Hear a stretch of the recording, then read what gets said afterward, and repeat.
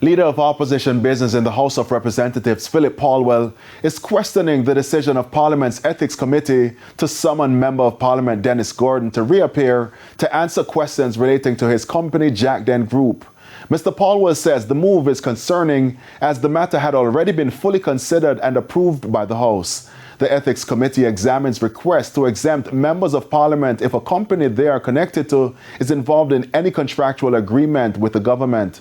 At this week's meeting of the committee, Chairman Marlene Malahoo Fort agreed with a suggestion that given the questions swirling in the public domain, it would be appropriate to summon Mr. Gordon. But Mr. Paulwell is arguing that any attempt to revisit the exemption request must be grounded in a clearly defined new breach and a proper referral from the House. This point has also been raised by a member of the Ethics Committee, Member of Parliament Franklin Witter.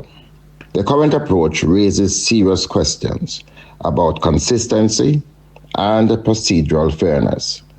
This is especially troubling in light of ongoing concerns about the uneven functioning of parliamentary committees. We cannot have a system where some matters are treated differently from others without proper justification.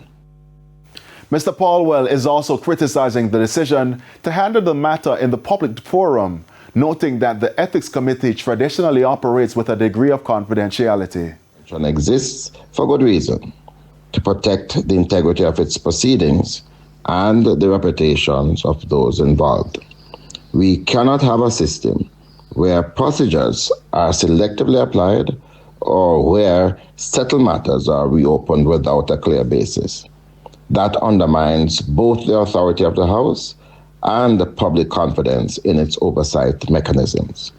The opposition is therefore calling for clarity on the scope of the committee's actions and for strict adherence to established parliamentary rules.